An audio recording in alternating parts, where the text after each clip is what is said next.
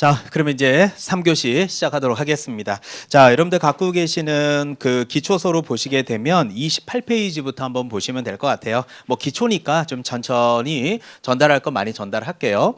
자, 오늘 뭐 제가 첫 시간 때도 여러분한테 이렇게 전달을 많이 했지만 이 토지 보세요. 토지 딱 보자마자 여기 뭐라고 나와 있죠? 민법. 그거 봐요. 제 말 맞잖아요. 그러니까 민법이 돼야 2차가 연결이 된다라는 게 자연스럽게 제 과목이 민법하고 뗄래야 뗄 수가 없어요. 자, 제가 읽어드릴게요. 민법상 토지 소유권은 일정한 지면을 합리적인 범위에 따라 분할한 선으로 구분이 되는데 정당한 이익이 있는 범위 내에서 지표에 상하에 미친다라고 적혀 있거든요. 자, 그래서 여러분들 요거를 옆으로 화살표 뽑고 민법 제 212조라고 적으세요.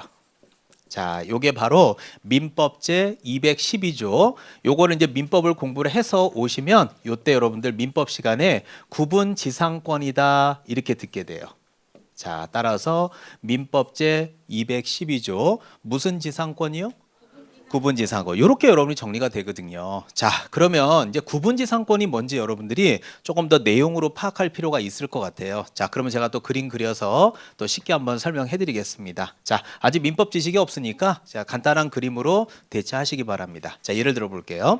자, 여러분이 만약에 A인데요. 땅 주인이에요. 그럼 여기 이제 땅을 이렇게 갖고 있으면 노량진에 뭐 하겠어요? 여기다가 건물 짓거나 또는 뭐 집 짓거나 월세 받거나 뭐 이렇게 대부분 뭐 이런 여러 가지 주차장 사업을 하거나 생각하시겠죠.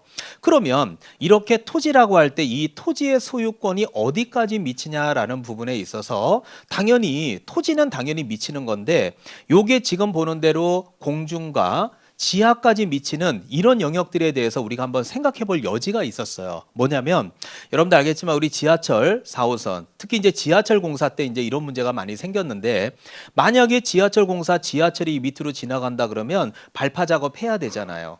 그럼 발파 작업하게 되면 여러분들 갖고 있는 집의 외벽에 금이 가는 일이 생겨요. 그러면 여러분들 입장에서는 한국 지하철 공사를 상대로 해서 손해배상 청구하겠다. 그것과 아울러서 아니 왜 나한테 허락도 안 받고 니네들이 내 땅 밑으로 지나가냐. 그럼 지하철 공사 외벽 금강건 유감이다. 입증됐으니까 물어주겠다. 하지만 내가 네 땅 밑으로 지나가는 것까지 허락받아야 되냐. 그럼 어떻게 지하철이 만들어지겠냐. 이러다 보면 어느 영역까지냐라는 부분이 문제가 될 수 있는 거예요. 그래서 결국은 이제 이런 부분들 때문에 자 이런 게 생긴 겁니다. 여러분이 만약에 이렇게 건물을 여기다 우리 학원 건물처럼 10몇 층짜리 건물을 노량진에다 진다면 만약에 지하철이 공사가 진행이 된다면 또는 지하철이 지나가고 있다면 지하 4층 5층까지 지하 주차장 팔 수 있을 것 같아요? 못 팔 것 같아요? 못 파죠. 아니 지하철이 지나가고 있는데 여기다 지하 5층까지 어떻게 지하 주차장을 만들겠어요? 그러면 결국은 이 지하 주차장을 만들어 버리게 되면 이거 집안이 약해 갖고 이거 무너지지 않을까요? 그럼 여러분은 여기다 건물 못 짓는 거야. 그러면 결국은 지하철 공사 때문에 여러분의 소유권에 토지의 소유권에 제약을 받게 된다면 당연히 그거는 여러 가지 손해배상 청구 대상이 되겠죠. 그래서 이렇게 정당한 이익이 있는 범위라면 당연히 지하철 공사는 여러분에게 토지 사용료를 지급해야 되는 게 저는 맞다고 생각해요. 하지만 정당한 이익이 있다라는 걸 좀 더 다른 각도로 한번 예를 들어 보자라고 한다면 이럴 수도 있잖아요. 만약에 이게 구름이야, 구름. 근데 구름 위로 대한항공 여객기가 지나다닐 수 있죠. 그런데 여러분 대한항공역에 지나다니는데 여러분이 이렇게 거실 또는 마당에서 이렇게 보니까 하면서 봐. 내 땅 위로 이게 여객기가 지나다니네 하면서 대한항공을 상대로 아시아나를 상대로 야, 내 땅 위로 지나가려면 사용 내고 지나가. 라고 해서 진짜 사용료 내야 된다 그러면은요. 이 서울부터 제주도까지 비행기 타고 한번 내려가려면 자, 어때요? 사용료 다 내고 나면 이거 비행기 한번 제주도까지 가려면 몇백만 원 내야 되지 않을까요? 그럼 뭐 어떻게 이게 유지가 되겠어요? 그리고 구름 위까지 여러분이 이용할 거예요? 토지 소유자인 여러분은 이용 안 할 거예요? 아니 토지 구름 위에 뭐를 이용해요? 그러니까 그거는 누가 봐도 정당한 이익이 있다고 볼 수는 없는 거예요. 하지만 예를 들어서 여러분이 갖고 있는 이 땅 위로 만약에 이렇게 전선이 지나간다든지 한국전력공사 전선 케이블이 지나간다든지 그럴 수도 있죠. 예, 그렇다면 이거는 여러 가지 또 제약이 있을 수 있잖아요. 그럼 이거는 당연히 사용료 내고 지급해야지. 그러니까 이런 거를 정당한 이익이 있다고 볼 수 있는데 여기서 강사인 제가 지상 몇 킬로, 몇 메타 이렇게 딱 못 박을 수는 없을 것 같아요. 그래서 이런 사례들이 있으면 다툼이 있으면 뭐에 의해요? 판례. 그러니까 이런 다 법원 가서 따져야 되겠죠. 그러나 상식선에서 볼 때 구름 위까지는 이용하지 않은 것 같아. 그죠? 아무리 금싸라기 땅이라도 구름 위에다 집 짓는 것 같지는 않습니다. 그런 건 우리가 판단해서 볼 수 있겠죠. 그래서 결론만 얘기할게요. 이렇게 공중과 지하 있죠. 여기까지 공중과 지하를 묶어서 우리는 구분지상권이라고 부르는 겁니다.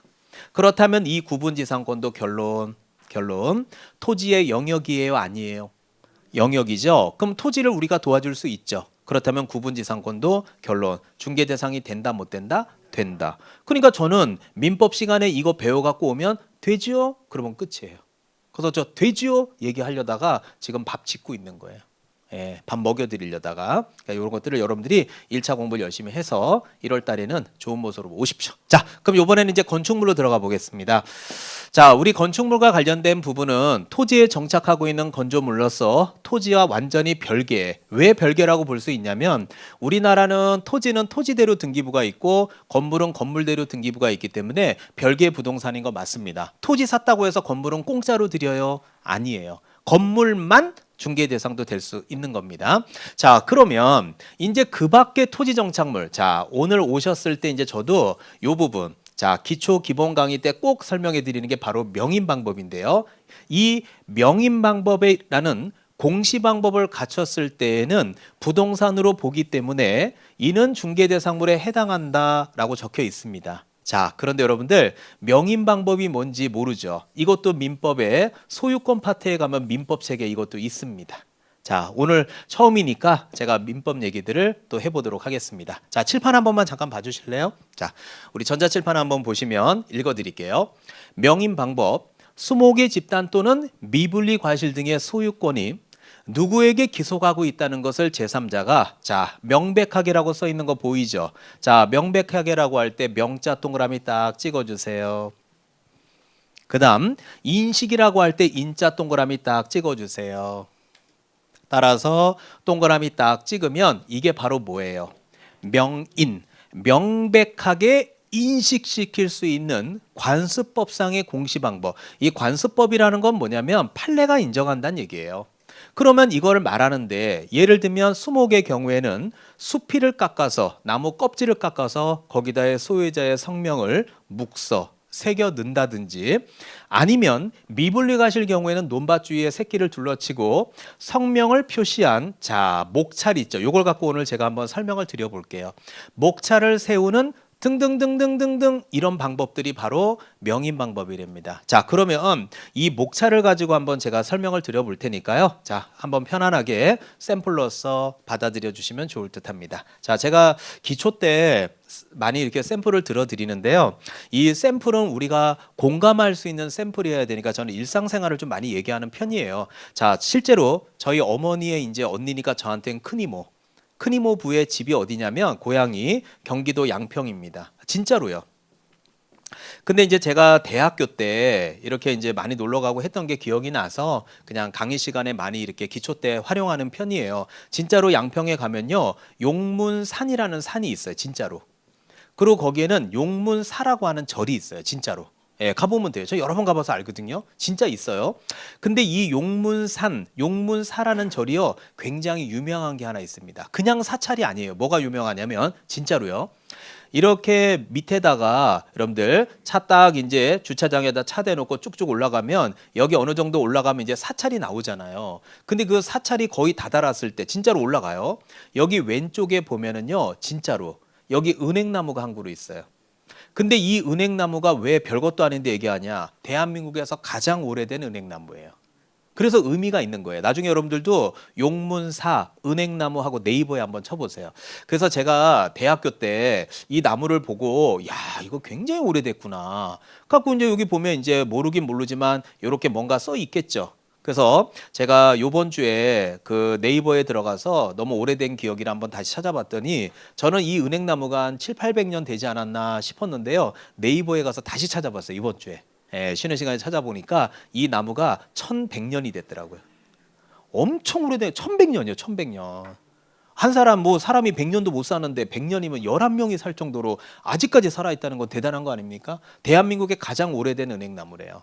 그래서 여기 목차례 써 있는 거 보니까 신라 어쩌고 저쩌고 어떤 뭐 스님이 어쩌고 저쩌고 뭐 지팡이를 꽂아놨는데 그게 뭐 나무가 됐다 뭐 이런 여러 가지 유래들이 막 잔뜩 섞여 있어요. 이걸 딱 보는 순간 자 요게 목차례라고 생각해 주시고요. 이 목차를 딱 보는 순간 와 엄청 오래됐구나 하면서 이 나무를 관리하는 주체가 있다는 것을 임선정이는 목차를 읽으면 명백하게 인식합니까? 아니면 새벽에 와서 뽑아야 되겠다는 생각을 합니까? 아니 물어보는 거예요. 뭐 에? 명백하게 인식해요 못해요? 하죠. 그러면 이 명백하게 인식하면 이 목찰은 명백하게 인식시킬 수 있는 방법으로서의 역할을 충분히 하고 있다. 이게 명인 방법이에요. 근데 이거 말고도 또 예를 들어서 일상생활로 좀 몇 개 더 예를 들어봐. 네, 제가 그냥 일상생활에서 하는 영역이에요. 제부도 대부도 혹시 가본 적 있어요? 자, 그럼 제부도 대부도 제가 그 안양에서 강의할 때 우리 제자분들하고 이렇게 또 제부도에 뭐 그 조개구이 먹으러 갔던 기억도 나고 뭐 개인적으로도 놀러 간 적도 있는데 이런 데 가보면 여러분들 대하 알아요? 대하? 새우양시장 이런 거 있죠? 그래요. 또 이런 데 가면 또 여기에 포도 있죠. 포도도 좀 유명하잖아요. 그럼 예를 들어 포도로 한번 예를 들어볼까요? 포도나무에 이제 포도가 주렁주렁 이제 수확기를 앞두고 있어요. 그러면 이제 저하고 제 친구하고 이제 차 타고 가다가 야 여기 대부도가 포도가 유명한가 보지? 근데 이 포도 나무 둘레 이렇게 보면은 울타리가 이렇게 쳐가지고 뾰족한 걸로 이렇게 울타리 쳐 있는 거 알아요 이렇게? 그죠? 그럼 이걸 딱 보면서 저하고 제 친구는 야 친구야 야 이거 농사 짓는 사람이 있나 보다 라고 명백하게 인식해요. 새벽에 와서 다 따가요. 이게 상식적으로 접근해 봐요. 누가 봐도 이거 말이 안 되잖아요. 이게 농사 짓는 사람이 있지 뭐 가만히 있으면 열리겠습니까? 그러니까 이건 다 명인 방법이야. 그러니까 이 명인 방법은 뭐 목찰 명인 방법 끝 이게 아니라 아 이거 관리 주체가 있구나. 이거 농사 짓는 사람이 있구나. 그러면 다 명인이야. 뭐 이런 거 말고도 뭐 예를 든다면 여기 예를 들어서 자 수피를 깎아서 묵사한다든지 아니면 여기 나무에다가 철사로 아크릴판에다가 이 나무는 누가 기증했습니다. CCTV 촬영 중입니다. 훼손시 형사 고발 조치하겠습니다. 딱 보면 아 요거 관리 주체가 있구나. 그럼 이게 다 명인 방법이야. 그래서 너무 많기 때문에 등등등등 이걸로 끝내야지 이거를 다 나열할 수는 없어요. 자 그러면 결론을 냅시다. 아니 그러면 우리가 이거를 왜 배우는 거예요? 자 우리 공인중개사 14회 시험이 언제 봤냐면 제가 증인이잖아요. 2013년도입니다. 자 2003년도죠. 2003년도 14회 시험에 뭐라고 나왔냐면 명인 방법을 갖춘 20개 집단이 있죠. 요게 시험에 나왔어요. 이게 이제 처음으로 시험에 나온 게 2003년이고 제가 증인인데 요 당시에 2001년, 2년 이럴 때 제가 강의를 해보면 경쟁학원의 교수님들이 이게 중개대상물이 된다고 강의하신 교수님도 있고 안 된다고 강의한 교수님도 있고 판례가 없었기 때문에 설왕설래했습니다.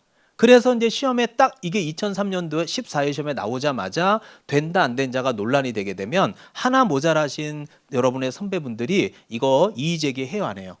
이거 법원까지 간 거예요. 행정법원에. 그럼 행정법원까지 갔을 때 결국 법원에서는 명인 방법도 공시 방법으로 볼 수 있다. 아니 이거 남들이 딱 봐도 이거 건드리면 안 되겠네. 이거 따면 안 되겠네. 다 인식할 수 있지 않냐. 그렇다면 이것도 공시 방법으로 충분하기 때문에 중개대상물이 된다라고 이렇게 판시한 거예요.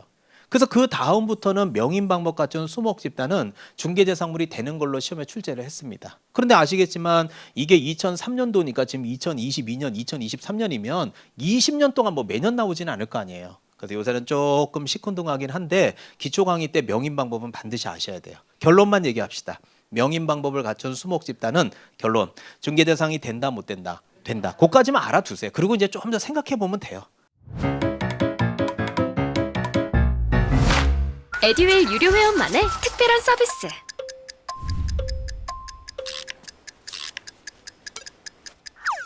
같이 하자.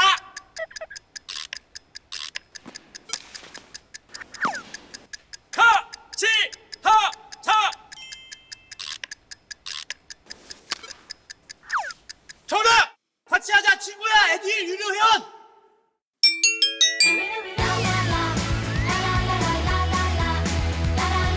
친구 소개하고 현금 받는 혜택. 오직 에듀윌 유료 회원에게만. 에듀윌. 자, 그러면 자 이제 수목하고 비슷한 게 하나 나오는데요. 자, 임목이라는 게 나옵니다. 자, 임목이 뭔지 제가 한번 읽어볼게요. 임목이란 토지에 부착된 수목의 집단으로서, 그래서 제가 오늘은 처음이니까 이렇게 넘어가지만 나중에 1월 달이 되었을 때 11월, 12월 이렇게 기초 강의를 들은 여러분들에게는 제가 질문을 하나 드릴 거예요. 어떤 질문을 드릴 거냐면 수목과 임목일 때 목은 둘 다 남은 거 맞죠?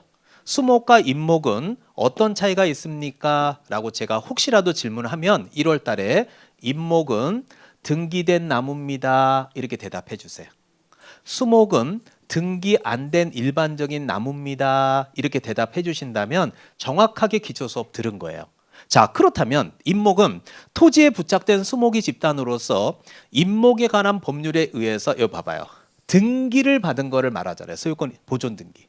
등기를 받은 것을 의미하며 자, 모든 수종의 수목으로 다 등기할 수 있다 이런 얘기입니다. 자, 그러면 이제 이게 도대체 무슨 나무를 등기하는지가 이해가 안 갈 수 있으니까 또 편안하게 그림 하나 그려서 이해시키겠습니다. 자, 저를 잠깐 보시죠. 자, 편안하게 보세요. 자, 무슨 말이냐면 자, A가 시 외곽에 이렇게 주택을 갖고 있었어요. 금액은 작게 하겠습니다. 자, 근데 요 주택의 가격이 그냥 1억만 하겠습니다. 예시니까요.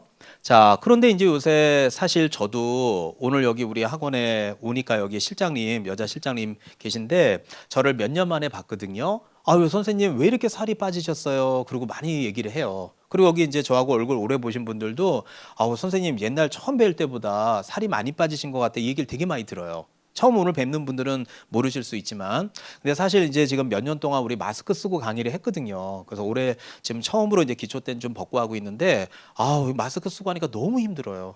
제가 말하는 그 이산화탄소를 내가 다 먹으니까 수업 끝나면 머리가 막 띵하고 그래서 막 타이레놀 매일 2알씩 먹고 막 이랬거든요. 근데 벌써 이걸 한 3년 하니까 이게 체력적으로 바닥이 되더라고요. 예, 그래서 참 너무 힘들었던 기억이 나는데 저보다 더 힘든 분들은 아마 제가 볼 땐 자영업자들이지 않을까 생각이 들어요. 뭐 저야 뭐 하고 좀 넘어가면 되지만 이게 자영업자들은 뭐 한 달 월세 내야지 뭐 직원들 월급 줘야지 아마 이 스트레스를 어마어마할 것 같아요. 근데 이분도 뭐 그렇지 뭐 코로나 피해갈 수 있었을까요? 근데 집이 1억인데 자, 금액은 작게 할게요. 아니 뭐 이게 그 좀 거래처도 좀 이거 해줘야 되고 직원들 월급 밀린 거 가게 월세 뭐 이리저리 해보니까 한 8천만 원 들어가야 돼요. 아 근데 이거 8천만 원을 해결해야지 뭐 어떻게 가게 지금 이제 좀 코로나 끝나고 나서 어떻게 좀 하는데 지금 이러고 있으니까 깝깝한 거야. 그래서 집을 팔아. 그래서 8천만 원을 해결해. 그럼 어디 가서 살아? 살 데가 없잖아. 그러면 1억 원짜리 주택을 갖고 은행에 대출을 받아. 근데 여러분 아시겠지만 1억짜리 주택에 누가 8천만 원을 대출해 주겠어요? 당연히 안 해주지. 그럼 뭐 어떡하란 얘기야? 그럼 가게를 뭐 없애란 얘기야? 그럼 어떻게 먹고 살아? 깝깝하지. 집을 팔아. 그럼 어디 가서 살아? 깝깝하죠. 그래서 이제 한참 고민하다가 이분께서 생각한 게 자, 마당에 이렇게 나가고 담배 한 대 딱 태고 있는데 요 마당 뒷면에 요 나무가 하나 있는데 요 나무가 제가 그냥 이 조경이나 이쪽은 제 영역이 아니니까 제가 그냥 함부로 짓거릴 테니까요. 그냥 좋은 마음으로 그냥 받아들여 주세요. 자, 그냥 500년 된 향나무가 있다 칠게요. 그냥. 저 얼마인지도 모르고 향나무일 이유도 없어. 그냥 짓거리는 거예요. 근데 500년 된 향나무가 한 그루 있는데 아니 이게 그래도 이 조경할 때 쓰는 나무들이 비싸다. 이게 실제로 여러분들 아파트 우리 단지 내에 조경하잖아요. 그 나무들 생각보다 비싸더라고요. 그거 되게 싸 보이죠? 안 그래? 되게 비싸요. 그래서 500년이나 된 향나무니까 조경업자 통해 알아봤더니 그냥 짓거릴게요. 한 3억 한다고 알아본 거야. 그러면 이게 3억이나 간다면 아니 이거 8천만 원 정도는 어떻게 해결할 수 있지 않을까? 그러면 이게 팔아도 되는데 요즘 같은 상황에 지금 아파트도 안 사는데 누가 향나무를 사겠냐고. 그러니까 3억 정도 되면 은행 가서 대출을 받아서 8천만 원을 해결하면 되니까 좋은 방법이네. 자, 한번 고민해 볼까요? 왜 이런 생각을 하게 됐냐면 아파트가 만약에 3억이야. 그러면 이 아파트에 자, 뭐 여러 가지 요건은 고려하지 않을게요. 자, 그냥 편안하게 얘기해 주세요. 대출 아무것도 없는 주택이고 정상적인 직장 다니고 있으면 8천 정도는 대출 나올까요? 안 나올까요? 나오겠죠. 자, 그냥 평범하게. 그러면 이렇게 3억짜리 아파트를 갖고 있으면 8천 대출 나오니까 3억짜리 향나무래도 8천 대출 나오지 않을까 생각할 수 있겠지만 이건 대출이 나와도 이거는 대출이 쉽지 않을 거라고 저는 생각이 듭니다. 아니 그러면 똑같은 가격은 3억인데 왜 한쪽은 가능하고 한쪽은 불가능하냐라고 물어보면 이 아파트와 관련된 부분은 등기부가 있어요, 없어요? 있고 공시가 되어 있죠. 그러면 여기서 만약에 은행이 대출을 해주게 되면 은행이 여기에다가 저당권 설정해서 대출해 줄 수 있고 더더군다나 아파트는 향나무보다는 황금성이 뛰어나잖아요. 그러면 3억짜리 아파트 아무리 뭐 아파트가 반토막 난다 하더라도 8천만 원 회수하는데 문제 없을걸? 아무리 은행이 두 쪽 놔도요. 그렇다고 뭐 공짜로 주겠어요? 아무리 집값 떨어진다고 뭐 여기 이 편한 세상 줄 서세요. 공짜로 나눠드릴게요. 그러지는 않을 거란 말이에요. 아무리 집값이 떨어져도. 그러니까 가능하지 않겠냐. 그러면 향나무는 그런데 아시겠지만 공시 방법이 불안불안하잖아요. 그러자 여기 있는 A가 어서 들은 거야. 명인 방법이라고. 그럼 만약에 명인 방법 여기다가 하나은행에다가 대출 8천만 원 받았다. 너희들은 이 나무를 손대지 말아라 하고 공시 방법을 갖췄다고 할 때 미친 새끼가 새벽에 이거 잘라버릴 수도 있죠. 근데 과연 은행에서 이거 대출 해줄까요? 이렇게 해갖고 안 해주겠죠. 그러니까 여기서 이렇게 대출해 준 건 등기부가 있기 때문에 이 나무를 등기를 하는 거야. 등기를 한 이 나무를 임목이라고 부르는 거야. 그러면 임목이라면 등기부는 없어지지 않겠죠. 그러면 등기부 을구 있다 없다? 있다. 그러면 저당권의 객체로 삼을 수 있다 없다? 있다. 그렇다면 오늘 1교시에 저당권은 비록 금전 소비대차 계약의 알선의 부수에서 이루어졌다 하더라도 저당권 설정 계약 자체를 알선하는 것이기 때문에 중개의 대상이 된다 못 된다? 된다. 그 말은 결국은 임목도 중개 대상이 된다 못 된다? 된다. 그러니까 결국은 임목은 중개 대상물이 된다. 이러고 배우고 있다. 이런 결론이 되는 거예요. 그래서 1교시 때 이 저당권이 중개 대상이 되는지 안 되는지는 굉장히 중요한 판례인 거예요. 그래서 제가 이걸 갖고 자꾸 얘기하고 샘플을 드려드리고 이해를 시킨 겁니다. 은행 담보대출. 그게 은행 담보대출 아니에요. 그래서 임목을 등기하는 결정적인 이유는 은행에 대출 잡으려고 하는 거야. 자, 그렇다면 이제 그걸 이해하셨다고 가정하에 다음 페이지 한번 보시는데 자, 2번을 읽어보시고요. 이 3번 요게 이제 시험에 그동안 많이 나왔어요. 한번 3번 보실래요? 저당권의 효력이라고 되어 있습니다. 저당권 때문에 이게 필요한 겁니다. 임목을 목적으로 하는 저당권의 효력. 저당권의 효력 그러면 은행에서 대출해 준 거 맞죠? 근데 미친 새끼가 새벽에 나무를 베어버렸어. 미친 새끼가 이 나무를 새벽에 베어버렸다고. 그러면 은행의 저당권의 효력은요. 자, 요게 바로 베어낸 수목인 거 맞아요? 예, 그러면 은행의 효력은 베어낸 수목에도 미쳐야 돼요? 미치면 안 돼요? 미쳐야죠. 만약에 미치지 않는다고 치자. 미치지 않는다면 은행은 돈 띄어야 안 띄어요? 돈 띄죠. 그럼 은행이 처음부터 대출해 주겠어요? 안 해주겠죠. 당연히 미쳐야 되겠죠. 그럼 이제 시험에 낼 때는 뭐라고 내냐면 미치지 않는다 이러고 내는 거야. 이제 시험에 낼 때는. 그럼 미치지 않는다 이렇게 내게 되면 이제 여러분처럼 차근차근 이렇게 임목이 뭔지 공부하신 분들은 아유 이거 당연히 미치지 뭐 이런 문제라고 내 이런 사람도 있지만 이제 3월 5월 달부터 오면은 애워요.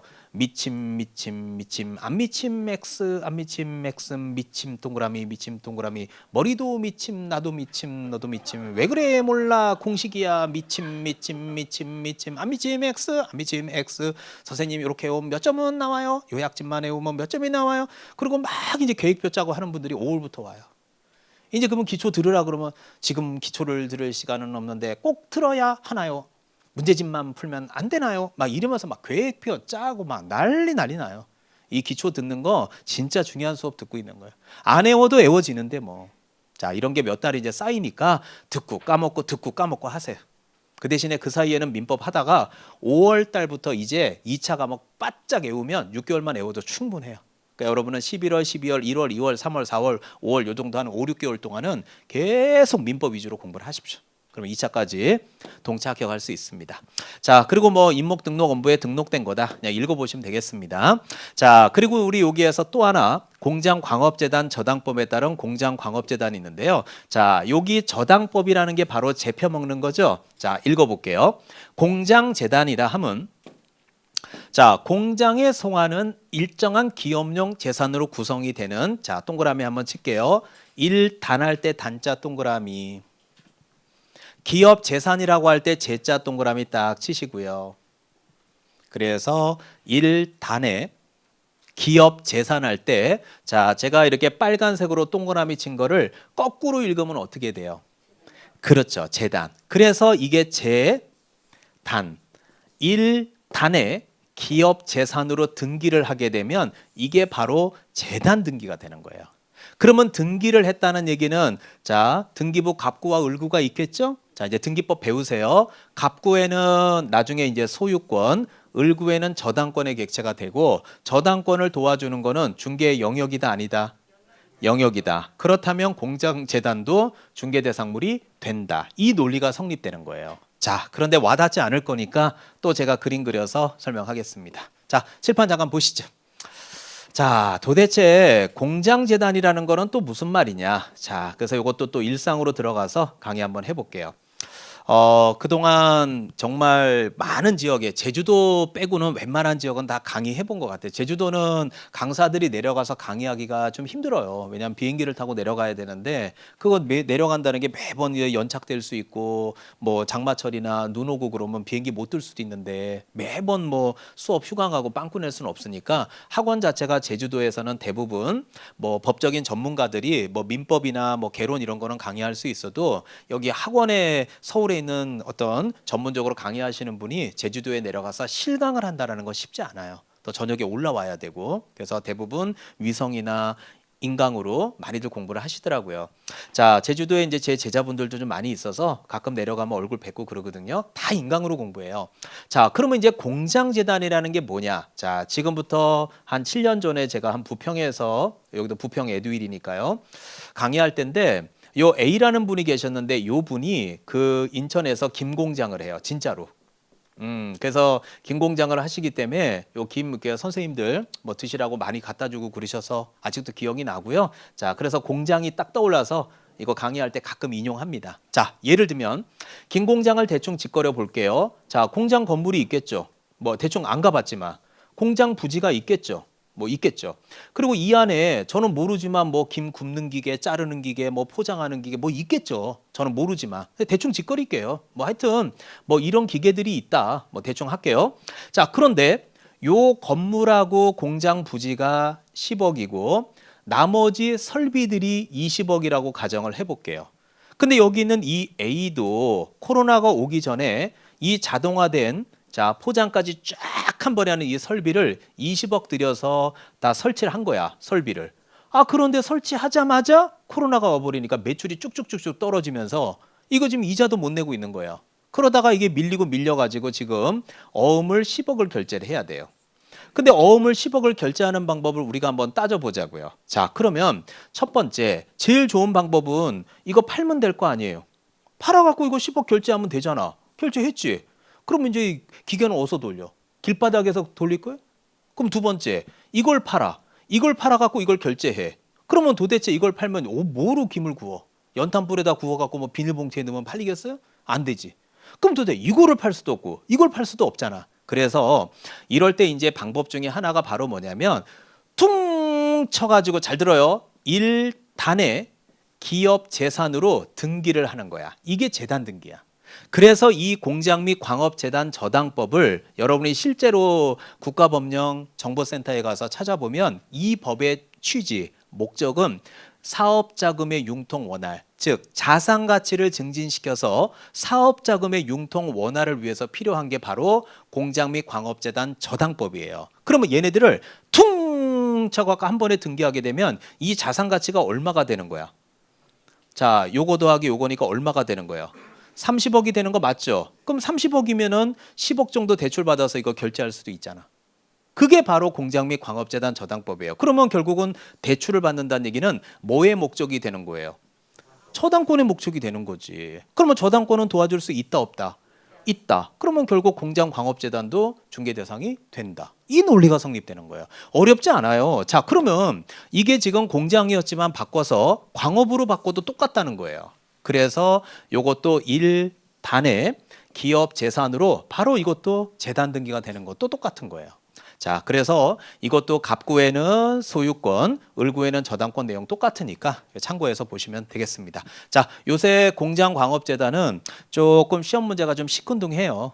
그래서 뭐 별도로 더 강조드리지는 않겠습니다. 자, 요번에 이제 그 시험에 나온 것 중에서 조금 요거 한번 강조드려 보면 어떨까 싶습니다. 자, 올해 공인중개사 33번째 시험에서도 자, 중개대상물의 해당 여부 요게 시험에서 응용 문제로 또 나왔다고 봐도 과언은 아니에요. 33번째, 34번째. 자, 33번째 시험에서 나온 거 제가 설명하기 전에 자, 한번 이 얘기를 해볼게요.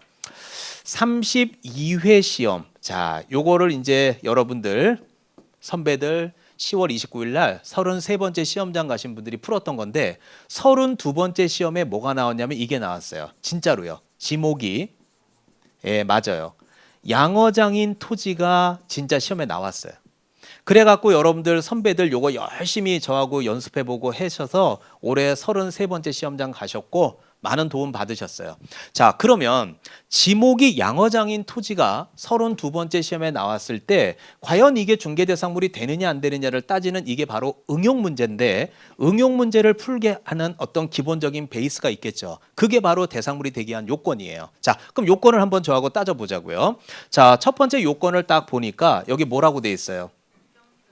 법정 중개 대상물일 거라고 써 있죠. 자, 그러면 좀 전에 법정 대상물은 뭐가 있었냐면 토지, 건축물, 그 밖의 토지 정착물이고 그 밖의 토지 정착물에서 좀 전에 명인 방법을 갖춘 수목 집단을 강의한 거예요.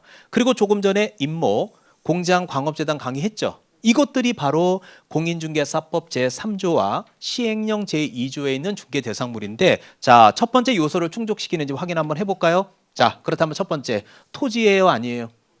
토지죠. 그럼 여기 보는 대로 법정 중개 대상물일 거 이미 충족시켰잖아요. 자, 그러면 이제 두 번째 내용을 한번 보시게 되면 사법상 거래, 즉 사적 소유의 대상이 될 수 있을 것이라는 거는 개인 소유가 될 수 있어야 된다는 얘기거든요. 자, 그러면 제가 이 양어장을 갖고 한번 예를 들어 볼게요. 아까 제가 제부도 얘기를 잠깐 한 적이 있는데 포도도 유명하지만 대하 양식장 아시죠? 자, 새우요, 새우. 새우 양식장인데 대한민국의 새우 양식장은 국가 시행 사업이라 전부 국가 소유예요. 개인도 하고 있어요. 개인도 하고 있지. 그러니까 이게 사적 소유의 대상이 되잖아. 왜 개인이 대하 양식장 하면 안 되는 이유가 뭐야? 해도 되지. 그러니까 결국은 이 내용에서도 여러분이 느끼시겠지만 바로 두 번째 요건도 충족시켰다는 거 여러분들이 확인할 수 있을 겁니다. 자, 잠깐만 기다려 주세요. 자, 그러면 이제 세 번째 요건을 충족시키는지를 한번 확인해 보자고요. 자, 세 번째는 중개 행위가 개입될 수 있을 것. 즉, 가운데서 본인이 도와줄 수 있는 권리가 돼야 된다라는 얘기인데요. 자, 한번 가보시게 되면 자, 좀 전에 거 한번 가볼게요. 이거 개인이 대하 양식장을 하고 있는데 중요한 거는 이 동네 영업하고 있는 중개업자분이 가운데에서 이거 사고 파는 거 도와줘도 돼요? 도와주면 안 돼요? 도와줘도 되지. 그러니까 이 세 가지 요건을 동시에 충족하기 때문에 이 지목이 양어장인 토지는 중개 대상이 된다라고 32회 때 출제한 거예요. 그래서 최근에도 여러분들 시험에 잘 나오기 때문에 여러분이 꼭 이거는 알아두셨으면 좋겠어요. 자, 그럼 여기다가 한번 우리 한번 외워봅시다. 대상물이 되기 위한 요건이 있죠. 자, 쓰라는 거 아니에요. 자, 1번 한번 외워봐요. 1번이 뭐예요? 법정 대상물이어야 돼, 아니어야 돼요? 대상물이어야 되죠. 두 번째가 뭐? 사적 소유의 대상이 돼야 되는 거 맞죠? 그 다음에 세 번째, 중개인간 뭐가 돼야 돼요? 개입할 수 있어야 되는 거 맞죠? 이 세 가지 요건을 동시에 충족할 때 중개 대상물이 되는 겁니다. 무슨 말 이해돼요? 그래서 요 세 가지 법정 대상물일 것, 사적 소유의 대상이 될 것, 개입이 가능할 것. 이거는 반드시 여러분이 지금 현재는 아직 초반이라 그렇지만 이제 5월 달 이후부터 2차 공부를 딱 할 때는 반드시 암기하셔야 돼. 네. 꼭 외워서 가셔야 되는 필수 암기 코스입니다. 자, 올해도 아마 이런 응용 문제 부분은 시험이 34번째니까 반드시 나올 거라고 예상하고 있습니다. 자, 33번째 시험에 나왔던 그 기출은 제가 이제 저하고 기출 문제 풀 기회가 있을 거니까 오늘은 문제가 없으니까 이 정도로 마무리하겠습니다.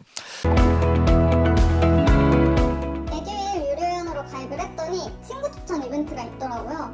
그래서 주변에 아는 사람들한테 추천을 다 해줬어요. 근데 친구들이 결제할 때마다 10만 원씩 받았거든요. 그래서 한 지금까지 받은 게 200만 원 가까이 되는 것 같아요. 자, 요 정도면 이제 1장은 다 끝났고요. 자, 오늘 2장 한 15분 정도 수업 더 하고 마무리 짓도록 하겠습니다. 자, 갖고 계시는 기초서 30페이지 한번 펴봐 주세요. 자, 갖고 계시는 기초서 30페이지. 자, 거기 보면 챕터 2에 공인중개사 시험제도 있는 거 맞나요? 네, 자, 들어가 보겠습니다.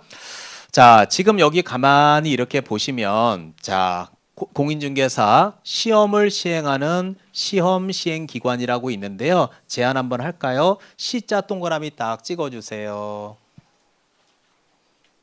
그다음 원칙적 시험 시행 기간은 시도지사 할 때 C자 동그라미 딱 찍어주세요. 그런데 예외적인 시행권자는 누구예요? 국토교통부 장관인 거 맞죠? 요거 줄여서 우리가 보통 국토교통부 장관 국장이라고 선생님들이 많이 이름을 부르게 될 겁니다. 자, 그러면 제가 우리 일상으로 한번 예를 들어보겠습니다. 자, 여기 보시죠. 자, 여러분들은 이제 저하고는 얼굴 처음 뵙지만 다들 사회 경험들이 많으신 분들이에요.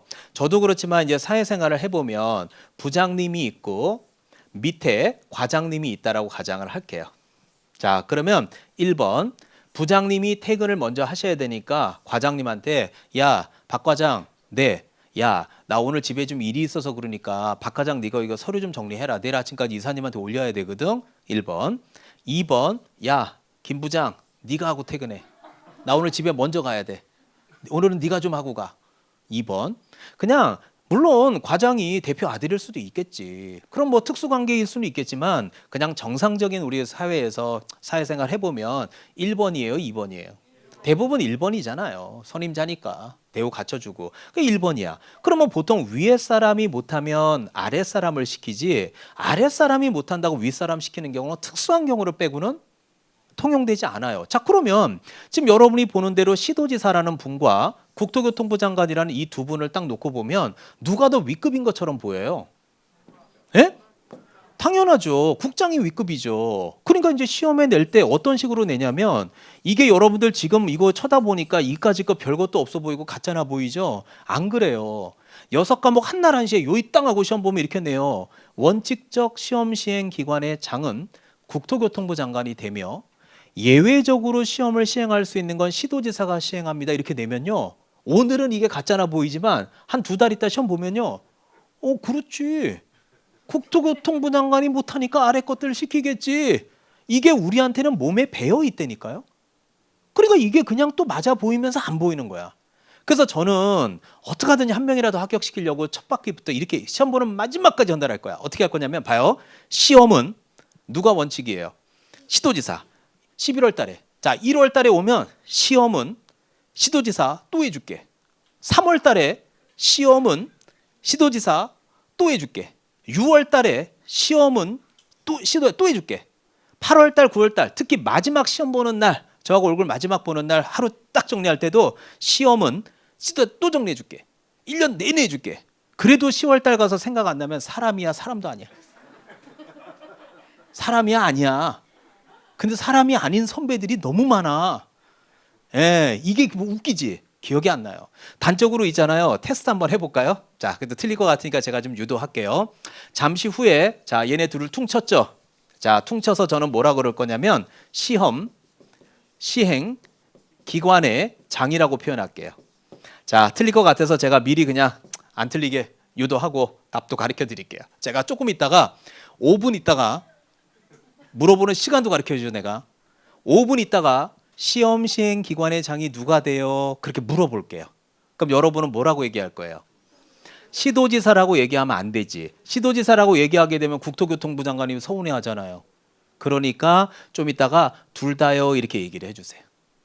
그래서 시험 시행 기관의 장이라는 표현과 시도지사만 나올 때가 이 파트에서 가장 많은 분들이 틀렸어요.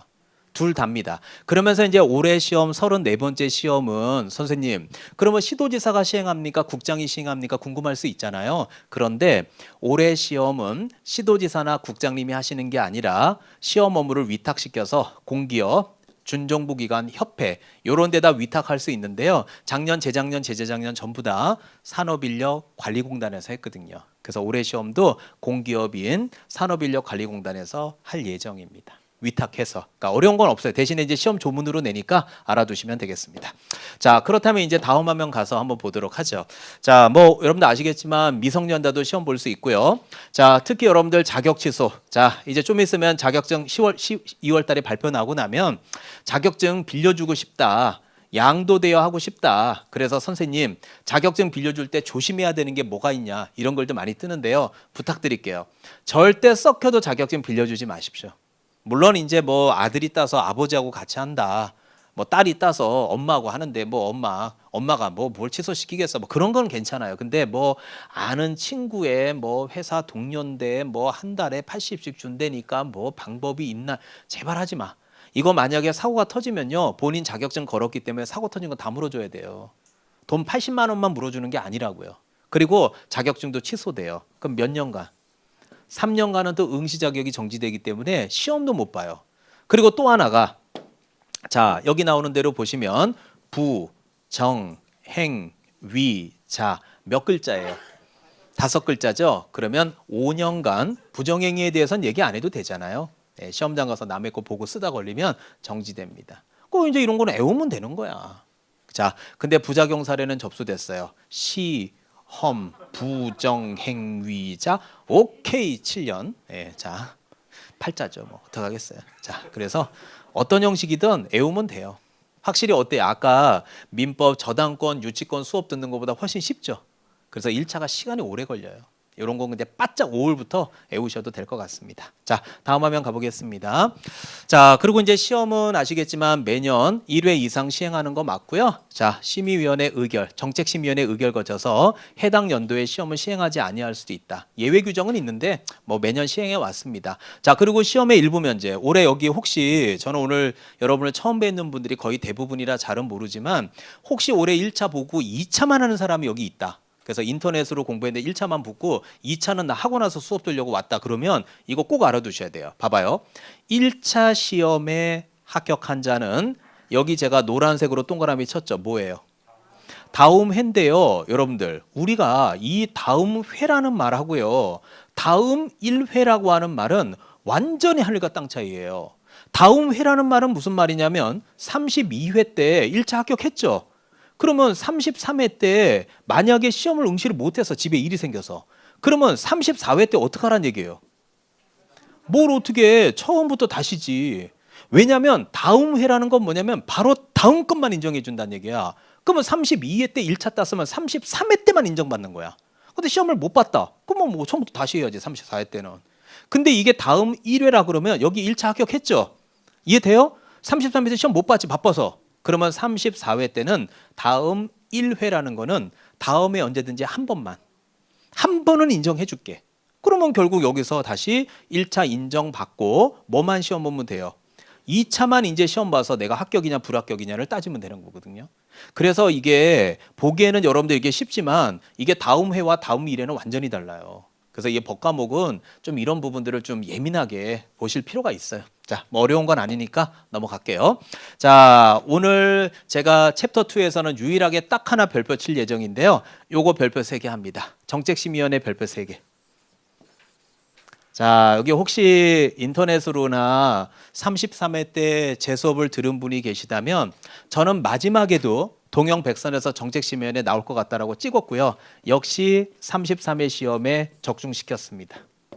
올해 34회 시험을 대비하는 여러분들한테도 나올 거라고 저는 적중시키고 싶습니다. 마지막에 이제 제가 뽑아줄게요. 여러 가지 분위기를 보고. 자, 그러면 이제 제가 이걸 어떻게 강의하는지 한번 들어봐 주십시오. 자, 읽어보겠습니다. 공인중개사의 업무에 관한 다음의 내용을 심의하기 위해서 국토교통부에 정책심의위원회를 둔다예요, 둘 수 있다예요?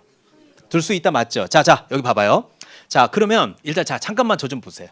이게 합격과 불합격, 올해 분명히 떨어진 사람도 있고 붙은 사람도 있는데 합격과 불합격이 어디서 나눠지는지 한번 보세요. 자, 지금도 읽어볼 테니까 봐요.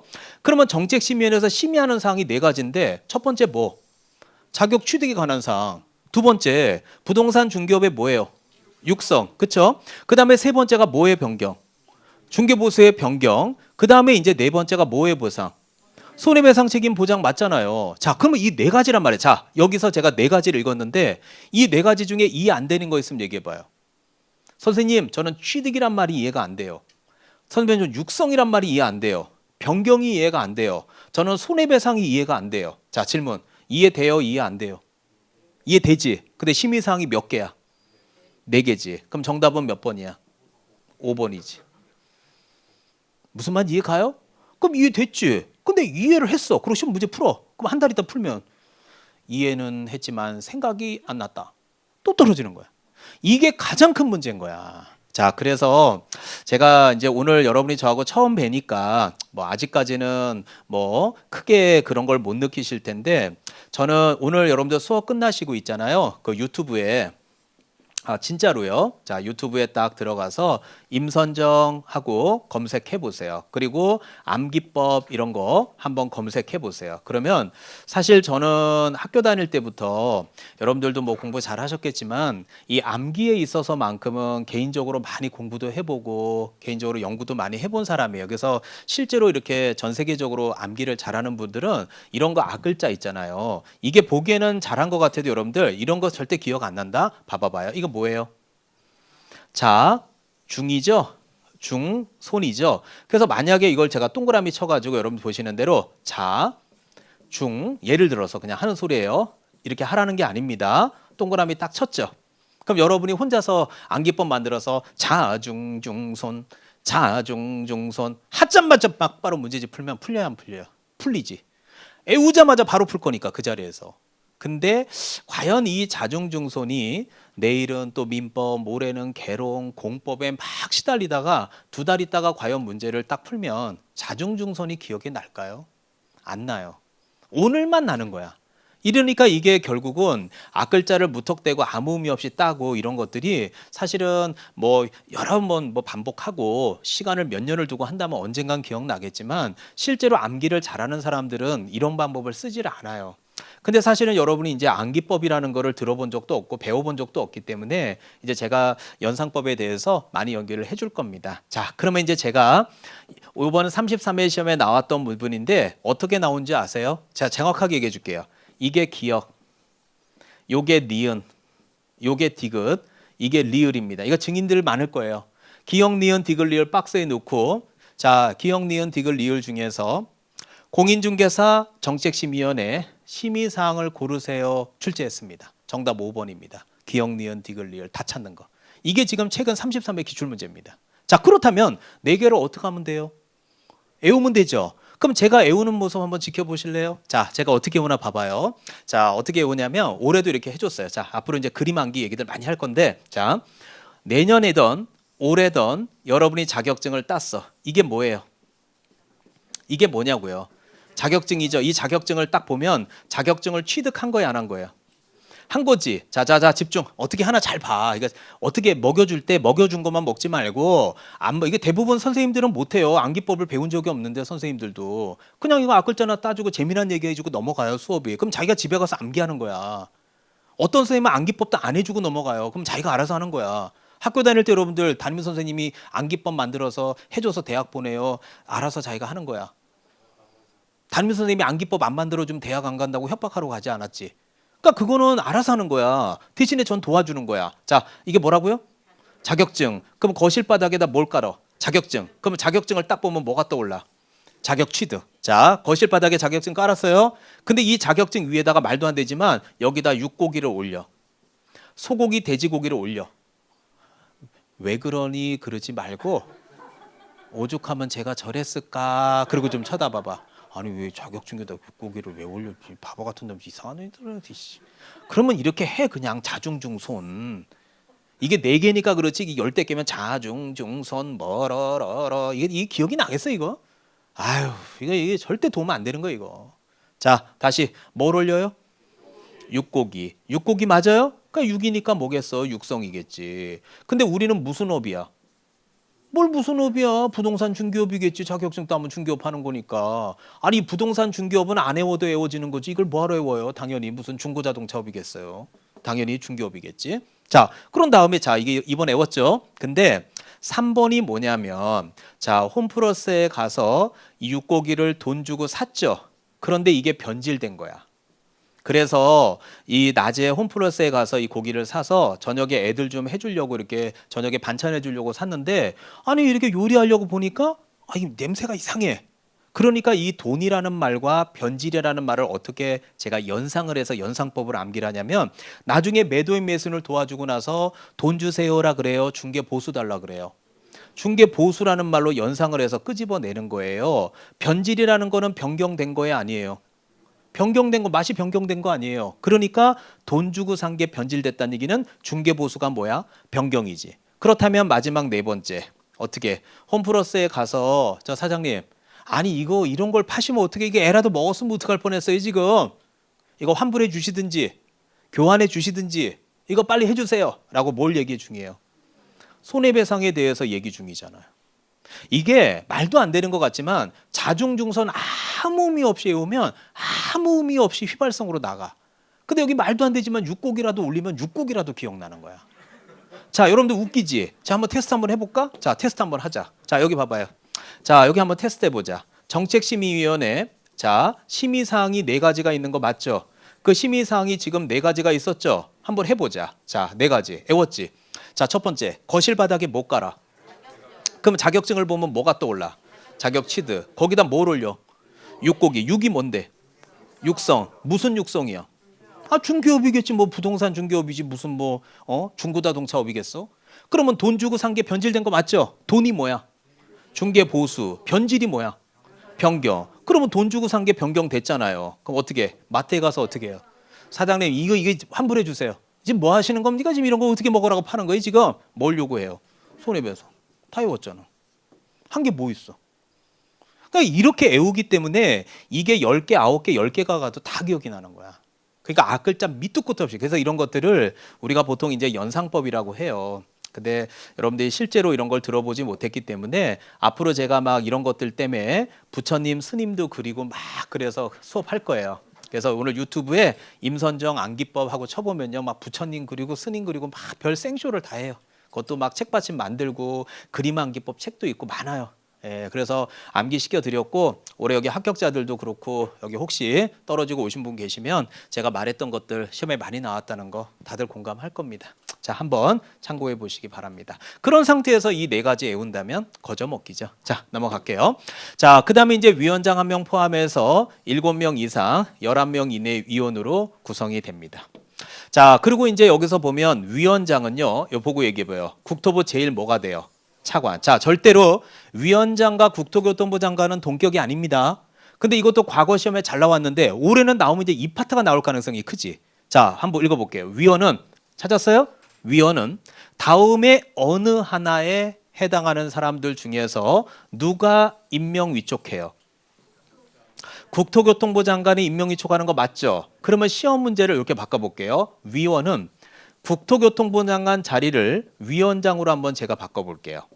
자, 그렇다면 위원은 위원장이 임명 위촉한다 그러면 이건 맞는 거예요? 틀린 거예요? 틀리지. 왜? 위원장이 누군데? 봐요, 봐. 바로 위에 줄에 써 있는데도 기억이 안 나는데. 자, 다시 위원장은 누구예요? 차관. 그러면 국토교통부 장관하고 위원장은 동격이다, 동격이 아니다. 동격이 아니니까 국토교통부 장관을 위원장으로 바꾸면 안 되지. 근데 이런 암기가 없고 딱 2달 있다 시험 보면은요, 위원은 위원장이 임명 위촉하죠. 그러고 내면 그렇지. 뭐 위원은 뭐 위원장이 하나 보지. 또 떨어지는 거예요. 이런 것들이 전부 다 암기해야 되는 내용들이에요. 그래서 이런 것들은 초반에는 애우지 말고 듣고 까먹고 하세요. 하여튼 5월 달부터 이제 점수 피치 올릴 때는 무조건 애우셔야 돼요. 자, 이런 거를 지금 초반에 애운다는 건 무의미하니까 나중에 참고하라고 넣은 거니까 참고하십시오. 자, 그리고 이제 위원회 임기 나와 있는데 임기 2글자 몇 년, 2년 외우시면 되겠고요. 자, 다음에 해당되는 사람은 심의 의결에서 제척됩니다. 빠지란 얘기고요. 요게 이제 이렇게 시험에 제가 노란색으로 해놓은 거는 요런 거는 이제 10년에 한 번씩 나올까 말까 한 지문들이에요. 그래서 이런 것까지는 기초 강의 때 별로 강조는 안 드릴게요. 별표 칠 이유가 없어요. 그래서 친족이었거나 또는 이거나 이었던 경우. 그 다음에 특히 이제 이런 거 증언, 진술, 자문, 조사, 연구, 용역 또는 감정 같은 거 했을 때에는 여기에 개입이 되었으니까 이런 사람들이 심의 의결하면 안 되겠죠. 이것도 10년에 한 번 나올까 말까요? 한 번 나온 적이 있어요. 10년 동안. 그래서 그냥 현관펜 칠해 놓은 거니까 편안하게 보십시오. 자, 그래서 이런 것들 제가 쭉 적어 놓은 거고요.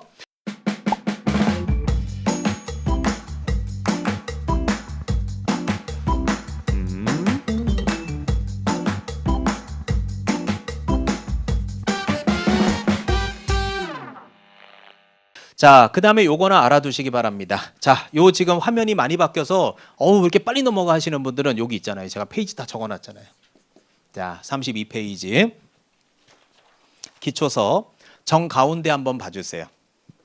자, 32페이지 기초서 정가운데 보면 파란 글씨 1번에 시험 공고 써 있죠? 거기 1번, 2번이 지금 이 화면으로 보시면 돼요. 자, 그 1번 앞에다 쓰세요. 그게 바로 계략적 공고입니다. 자, 그게 바로 계략적 공고. 그 다음에 여기 동그라미 2번 있죠? 요거를 구체적 공고라고 쓰세요. 자, 그래서 계략적 공고와 구체적 공고 두 개로 나눠집니다. 자, 그래서 이제 이 계략적으로 공고하게 되는데 이 계략적인 공고는 지금 왼쪽 보시면 알겠지만 언제까지 계략적으로 공고한대요?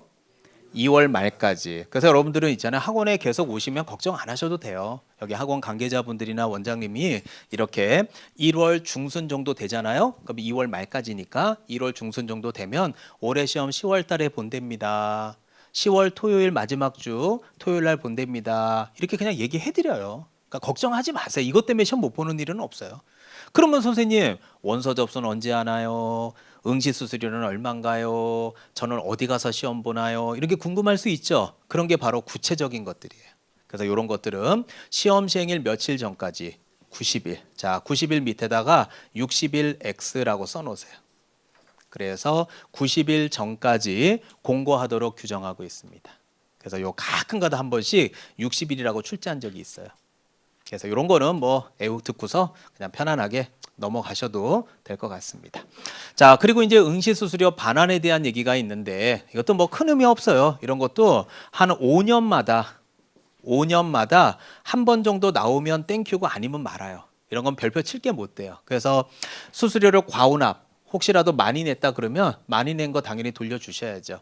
그리고 요건 앞에가 시험 시행 기관의 귀책 사유로 시험을 못 봤다. 시험지가 부족해서 못 봤다. 그러면 당연히 수수료 전부 돌려줘야죠. 근데 시험지가 뭐 부족해서 못 봤다 그러면 28,000원만 돌려줘서 될 일이 아니잖아. 내가 1년 동안 다니는 학원비며 이거 정신적인 피해 이거 어떻게 하겠냐고. 근데 일단 28,000원은 돌려주고 그건 남은 얘기죠 뭐. 그리고 접수 기간 내에 원서 접수 기간 내에 만약에 시험을 못 본다. 그래서 나는 포기하겠다. 그러면 당연히 전부 돌려줍니다. 그러니까 이런 거는 뭐 별로 강의할 게 없어요. 대신에 이제 요 파트가 그래도 5년에 한 번씩 정도 가끔 나오는 건 뭐냐면 원서 접수 마감일의 다음 날부터 7일 이내에 선생님 저 허리가 아파서 도저히 못 보겠어요. 막 책상에 앉아 있는 게 너무너무 고통스러워요. 저 못 볼 것 같아요. 그러면 납입한 수수료의 100분의 60을 돌려줘요. 그래서 올해도 납입한 수수료가 28,000원이었으니까 28,000원에 100분의 60 돌려줍니다.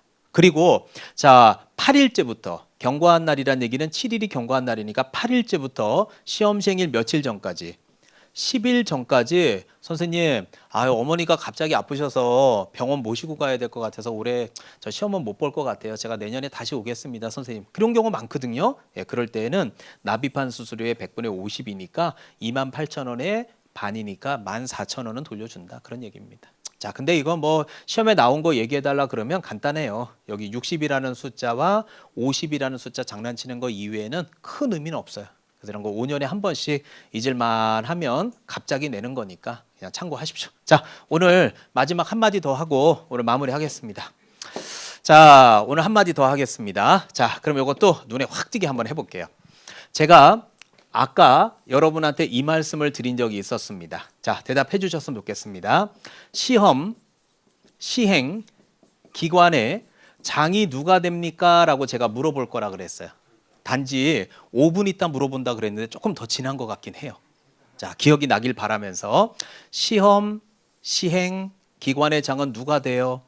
둘 다니까 시도지사도 될 수 있고 국장도 될 수 있는 거 맞죠? 예, 그렇습니다. 그러면 그렇게 대답하셨어요. 그리고 올라가 볼까요? 자, 시도지사는 합격자 결정 공고로부터 몇 개월? 1개월. 왜 1개월이냐 물어보면 자격증은 몇 개 줘요? 1개. 그러니까 1개월이겠지. 그런 다음에 1개월 이내 자격증을 교부한다고 써 있어요. 읽으면 뭐 모를 말이 없어. 뭐 1개월 이까짓 거 못 외워 1년 동안? 외울 수 있어. 근데 시험에 어떻게 내는 줄 알아요? 지금 보는 대로 시도지사라는 말 보이죠?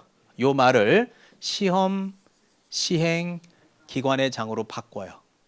그래서 시험 시행 기관의 장은 합격자 결정 공고일로부터 1개월 이내에 자격증을 교부해야 한다 그러면 틀리죠.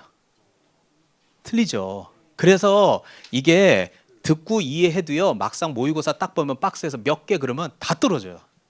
그래서 첫 학기부터 제가 자꾸 이거를 시험은 시도지사, 예외는 국장, 이런 식으로 1년 동안 계속 반복해야 그래도 좀 눈에 들어오더라고요. 자, 제가 하는 표현들 잘 이해하셨으면 좋겠습니다. 자, 여러분들 이제 다음 주에는 저하고 뭘 배울 거냐면 개공이가 되려면 등록해야 돼요, 등록 안 해야 돼요? 등록해야죠. 근데 이렇게 등록을 해서 사무실을 오픈하셨다는 얘기는 이 앞에 있는 이 편한 세상 아파트만 해도 벌써 10억이 넘어갈 텐데, 이런 아파트를 도와주시는 분들이 법적으로 하자 있는 분들이 사무실 오픈하면 안 되죠. 여러분의 전 재산을 취급할 사람들이야. 그런 전문인이 사기치다가 집행유예 기간에 있는데 이런 사람이 오픈해서 남의 돈 또 사기칠 수도 있잖아. 그런 사람은 거절해야죠. 등록증을 안 줘야지. 그런 법적 근거가 바로 결격사유예요. 그래서 이 결격사유는 시험에 한 번도 빠진 적이 없어요. 이번 33회 시험에도 또 나왔고요. 강조했고 여러분들 34회 시험에도 또 나올 거예요. 그래서 다음 주에 오자마자 제가 결격사유 얘기들 열심히 강조할 예정입니다. 자, 오늘 두 가지만 여러분한테 여쭤보고 수업 마무리하겠습니다. 자, 잠깐만요. 첫 번째. 자, 오늘 너무 많이 얘기해서 죄송한데 그래도 1년 안에 동차 합격하셔야 되니까 집에 가서 오늘부터 무슨 과목 열심히 해요? 네, 맞습니다. 민법 열심히 하시고, 자, 두 번째, 오늘 임선정 오늘 첫 수업이니까 첫 수업이라서 뭐 어떻게 하나 한번 보러 온 거예요? 다음 주도 계속 올 거예요? 안 올 분들 얘기하겠습니다. 즐거웠어요. 네, 화면으로 뵙죠 뭐. 자, 오셔야 돼요. 네, 그래서 오늘도 이렇게 수업 들어보면 이게 본인들이 이렇게 혼자 책 보는 것보다 와서 이렇게 얼굴 보고 수업 듣는 게 훨씬 빠르거든요. 아주 좀 여유 있으니까 아직 뭐 체력적으로 힘든 건 없잖아요. 뭐 학원 일주일 다니고 뭐 벌써 힘들어요. 그러니까 다닐 만큼은 좀 다니면서 한두 바퀴라도 꼭 현장에서 듣고 그 다음에 정리하는 거는 모르겠지만 지금 빠지는 건 무의미하다라고 생각이 듭니다. 자, 여기서 하면 이제 저는 할 얘기 다 한 것 같습니다. 자, 다음 주에 뵐게요, 여러분들. 수고하셨습니다. 수고하셨습니다. 공인중개사 합격! 에듀윌 합격 패스!